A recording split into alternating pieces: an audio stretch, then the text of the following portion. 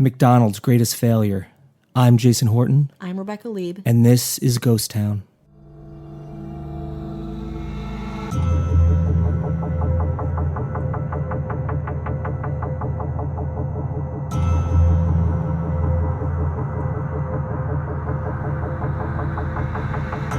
It's Friday, baby. Yeah. It's Friday. You got a crazy weekend ahead of you. Wait, it's Friday, Yay. which Fries? French fries. French fry day. Yeah. Are you getting the connection? Genius. You are a genius. Are you getting the connection? Oh my God. We are in an escape room of our own making. Yeah. Welcome. It is Friday and we are about to play with I try to keep it going, but I can't. We're going to talk about something that I think you might be familiar with. It's a giant fast food franchise. I don't eat fast food. I also don't watch TV. Okay, gotcha. I don't eat fast food. I don't watch TV. Okay, sorry. You're like, I have a Fiji mineral water in the morning and at night, and that's it. Yeah. That is it.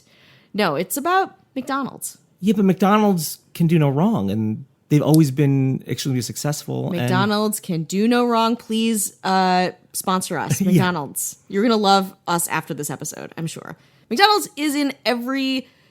It's a part of all of our... It's like Disney of food. It's a part of all of our culture. It is a comfort. Like, I still crave a McNugget. And I haven't had a McNugget in a very long time. And I feel like McDonald's food is different. Like a McDonald's hamburger is different than anything that resembles a hamburger out there. It's not even a hamburger anymore. Like a McNugget, like a little boot. This is food that is surpassed food and has just become engineered happiness. There's 6 GMOs in there. I actually I love every one of them. I did a series on YouTube, which is youtube.com/Jason Horton, if you really care that much. But I try McDonald's in other countries. Hell yeah. Yeah. Japan, Korea, Germany, a bunch of other places. And it's definitely a different experience everywhere I go. So it's so universal. Exactly. And it's also a comfort. Like, I think This American Life did a piece about the McDonald's in Russia and how it was really hard, the culture clash of that, of McDonald's being like friendly and open, and how restaurants at that time in Russia were very closed off and elitist. It is fascinating. And one of the most fascinating parts of McDonald's is when McDonald's fails. Ooh, baby. I don't know if you remember this. I want to take you back to the mid-90s. McDonald's was in full swing. In fact, when you think about McDonald's in the 90s specifically, like I had many birthdays there. You think about kids. You think about the play place. You think about the characters, right? I think about anniversry dates. Oh, cool. Wedding anniversaries. Exactly. You put a ring, you stuff a ring in a McNugget. You put it on the finger of a McNugget. Yeah. Actually, I feel like there are all these like McDonald's urban legends too about like finding fingers and things and like ears. And I don't think any of those were true. I did a little Googling, but this is much more interesting. So in the mid-90s, McDonald's was a very family-friendly franchise. They had the play place. Happy Meals were like huge. Like Happy Meals sold more than anything else at McDonald's. Very kid-oriented. Rather than like changing existing menu items or a marketing strategy, the company decided that wasn't enough. That to be the most successful meal, like restaurant in the world, was not enough. They wanted more. They created a new line of sandwiches that would hopefully be perceived of as more sophisticated. McDonald's commissioned executive chef Andrew Salvaggio to create the deluxe line of burgers, including the fish fillet deluxe, the grilled chicken deluxe, the crispy chicken deluxe, and of course, what we're going to be talking about today, the Arch Deluxe. Do you recall anything about the Arch Deluxe? It sounds vaguely I'm familiar.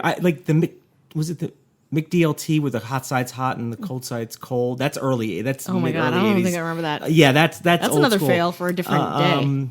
But the art, it sounds, like I said, I traveled and had different experiences at very fancy McDonald's with widely vast menus. But the Arch Deluxe, I'm not super familiar with. The Arch Deluxe, I remember it being because I was a kid then. I was in middle school, and as a child, I was like, sexy adult burger? Ooh. I'm in. I'm an adult. I want to be an adult. I want to get my ears pierced. You don't know me, So like it was already not working on like the smaller scale of me understanding it. But I do remember it had this like it had like the Nike swoosh on it, but like a McDonald's like half M. Because it's named after like an iconic part of McDonald's. Instead of being The like Arch, yeah. The chicken deluxe is like, well, you know it's chicken, but what is the Arch Deluxe? The Arch Deluxe, very, exactly. very mysterious. It's very mysterious, and oh my god, we'll put up some of the stuff on our Instagram because it's so like mid 90s sleek-ish. Like it's really, McDonald's was like really trying really hard. So I looked up Andrew Salvaggio, the chef, that engineer. He's on LinkedIn. And let me just say this. He's not the guy that you would want to create a sexy image. He looks like he is a McDonald's character himself. He looks like a Muppet.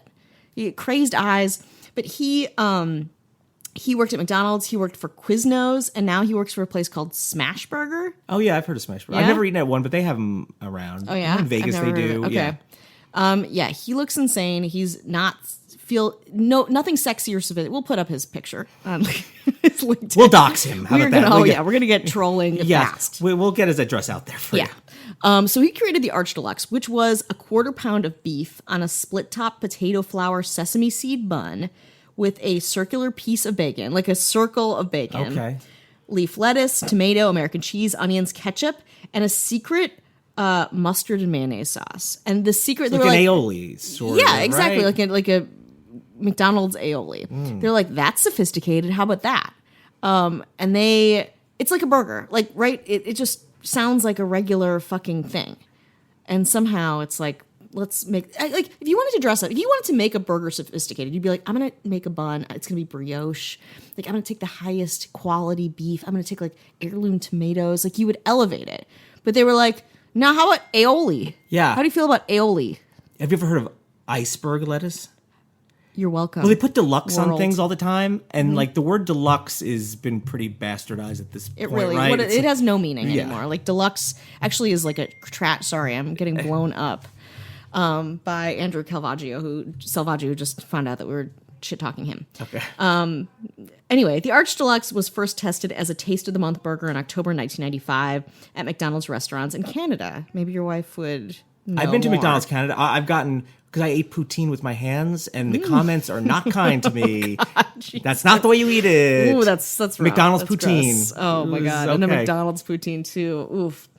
So they rolled it out in Canada. Afterwards, the Arch Deluxe was officially released in May 1996 in the United States. It was marketed as the burger with a grown-up taste. Simple, kind of blah advertising. Again, I remember it being very like grown-up, sophisticated. This is for grown-ups. This is a grown-up thing. Like adults like this. Like if you're having an affair, get one of these burgers. Yeah, exactly. It had like a weird font. It had the first advertising campaign was a bunch of kids shunning it because it was too adult for them. And again, as a kid, I was like, adult, yes. So it didn't make any sense. Like they're like, oh, we're gonna make this for adults. Let's have kids in the commercial. Why not? Like everything was misguided about it. So that one didn't work. That commercial was pretty bad. So the kids bullied the burger. The kids trolled the burger Okay. and the people eating. Yeah, the kids were like, and the adults was like, I'll take this. You know, adults, they Yeah. love things that kids shun. Yeah. So that didn't work. And so then they fired their ad agency and hired another who produced, this time with commercials. They were like, okay, Ronald McDonald, but he's going to do adult things. So the commercials are Ronald McDonald's at clubs, golfing, playing pool, which was even more confusing because it's like, this guy doesn't symbolize adult either. Yeah. Like the first try was better than that. All in all, they spent more than $100 million on the ad campaign for this burger. And they only a make line that of per burgers. minute, which has got to be a huge hit for them. It was more than anyone had. Like it was a gigantic amount, and at that point, people were kind of catching wind of it being kind of a failure too. So consumer groups were upset by the higher caloric content too of this burger. It was 610 calories per burger, very adult to consume more. To appease these critics and lure the health-conscious crowd into its restaurant, McDonald's unveiled the McLean Deluxe. That sounds familiar. Yeah. Because I was always like, they try to do things like salads, like a cup of salad. Yeah. There's that salad cup shaker. I My was like, brother, get real. my brother used to work at McDonald's in a suburb of Milwaukee where I grew up. And for one of my birthdays, and this is completely unprompted, I wasn't like, I love McDonald's. He filled my college fridge filled with those salad spinners. Ugh, they're so bad. I remember us getting like pretty drunk and trying to eat as many as we can before we got physically ill. That's a little memory from the McDonald's bank. Okay, so the McLean Deluxe was 91% fat. 91% fat-free. Yeah. A hamburger. It had 10 grams of fat compared to the Big Mac's 26. The secret was seaweed. To make the burger so low fat, the company replaced the fat content with water. The recipe called for carrageenan, which is a seaweed extract, which people say is cancer-causing, to bind the water to the beef. Beef was only 90% of the patty, and water and carrageenan were the remaining 10. Can you imagine how that must taste? And the thing is they're kind of saving money because they're putting a less costly product in, and then adding it with it's just like diet hamburger. Just make the burger smaller. Yeah, it's like what a misguided. It's when you're like, I'm on a diet, I'm gonna have this giant meal, but with a Diet Coke. And again, I'm addicted to Diet Coke, so that's a different story. But it was such a fail. Anyway, so despite the addition of natural beef flavor additives, the result was a dry failure of a burger that was later called the McFlopper. Nice burn, you guys. Whoa. Roast battle. Damn. Wendy's was like, hello. Yeah, Wendy's was like, baby, we're still here. Yeah. We got a McFlurry for you. Yeah. That's Dairy Queen? I don't know. In September 1996, the head of McDonald's Corporation had sent a memorandum to the company's 2,700 United States franchises defending the introduction of the Arch Deluxe, saying that the sandwich was never intended to be a silver bullet. The New York Times reported on it. The New York Times did a whole article about McDonald's and this burger specifically.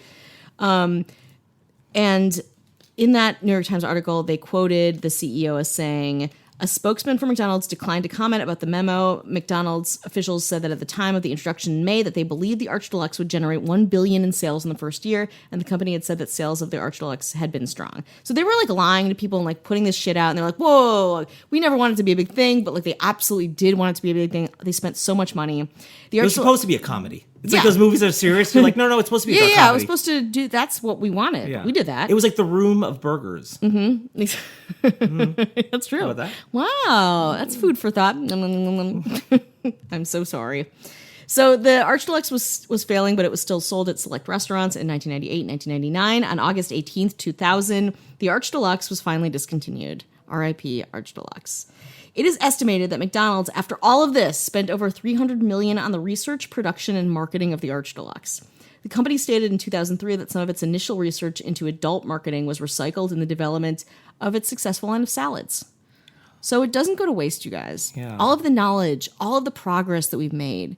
We might not be going to the moon, but we're shooting for the stars. I think what happened is also as a response to a lot of fast food places being healthy at the time, for a while now, Carl's Jr. seemed to be we're going to go the opposite direction. It's going to be a bigger, grosser burger, and bikini girls are going to eat it on sports cars. And I kind of appreciate that owning of it because it's all we don't go to fast food restaurants for a diet burger. And then why are you, you're so greedy that I understand you want to offer a bunch of things to people, but trying to say this cup of lettuce, which probably cost you even less, but the markup is still so high. It's who are you? And then get a coffee here, which the coffee might be fine, but you get those coffees and it looks why go to Starbucks when you just come to McDonald's? And again, I'm not commenting on the coffee.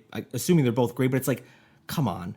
Thank you for assuming they're both great. McDonald's is number one, say. And let's say Burger King is number two, but the distance between McDonald's and Burger King is so long. Yeah. So even though it's number two, it's number two worlds away. Worlds down. Worlds away. So can't even compete. I feel when people can be McDonald's has always been very successful. It's really iconic.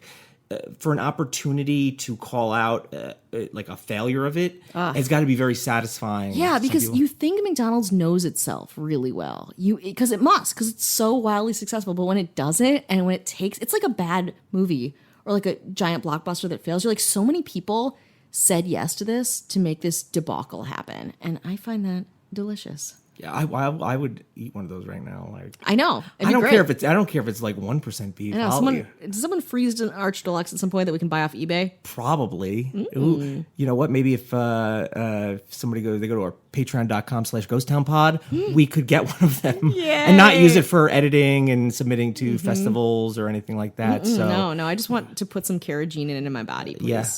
Do you even know what that is?